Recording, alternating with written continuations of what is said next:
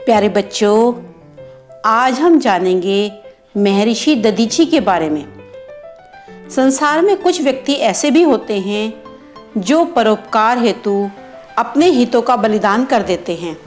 हमारे देश में ऐसे अनेक पुरुष और स्त्रियां हुई हैं जिन्होंने दूसरों की सहायता और भलाई के लिए स्वयं कष्ट सहे हैं। ऐसे ही महान परोपकारी पुरुषों में महर्षि दधीची का नाम आदर के साथ लिया जाता है। महर्षि दधीची नैमिषारण्य, उत्तर प्रदेश के सीतापुर जिले में एक स्थान है के घने जंगलों के मध्य आश्रम बनाकर रहते थे। उन्हीं दिनों देवताओं और असुरों में लड़ाई छिड़ गई। देवताओं के हार जाने का अर्थ था असुरों का राज्य स्थापित हो जाना। वे पूरी शक्ति से लड़ रहे थे। देवताओं ने असुरों को हराने के लिए अनेक प्रयत्न किए, किंतु सफल नहीं हुए। हताश देवतागण अपने राजा इंद्र के पास गए और बोले, राजन, हमें युद्ध में सफलता के आसार नहीं दिखाई पड़ते। क्यों न इस विषय में ब्रह्मा जी से कोई उपाय पूछें। इंद्र देवताओं की सलाह मानकर ब्रह्मा जी के पास गए। इंद्र ने उन्हें अपनी चिंता से अवगत कराया। ब्रह्मा जी बोले, हे देवराज, त्याग में इतनी शक्ति होती है कि उसके बल पर किसी भी असंभव कार्य को संभव बनाया जा सकता है। लेकिन दुख है कि इस समय आप में से कोई भी इस मार्ग पर नहीं चल रहा है। ब्रह्मा जी की बातें सुनकर देवराज इंद्र चिंतित हो गए। वे बोले, फिर क्या होगा? ब्रह्मा जी ने बताया, नैमिषारण्य वन में एक तपस्वी तप कर रहे हैं। उनका नाम दधीची है। उन्होंने तपस्या और साधना के बल पर अपने अंदर अपार शक्ति जुटा ली है। यदि उनकी अस्थियों से बने अस्त्रों का प्रयोग करें तो असुर निश्चित ही परास्त होंगे। इंद्र ने कहा, किंतु वे तो जीवित हैं। उनकी अस्थियां भला हमें कैसे मिल सकती हैं? ब्रह्मा जी ने कहा, मेरे पास जो उपाय था मैंने आपको बता दिया। शेष समस्याओं का समाधान स्वयं दधीची कर सकते हैं। देवराज इंद्र झिझकते हुए महर्षि दधीची के आश्रम पहुंचे। महर्षि उस समय ध्यान अवस्था में थे। इंद्र उनके सामने हाथ जोड़कर याचक की मुद्रा में खड़े हो गए। ध्यान भंग होने पर उन्होंने इंद्र को बैठने के लिए कहा। फिर उनसे पूछा, कहिए देवराज, कैसे आना हुआ?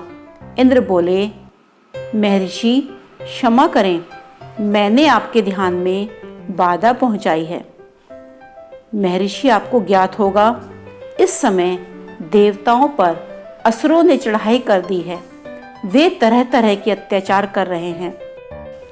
उनका सेनापति वृत्तासुर बहुत ही क्रूर और अत्याचारी है।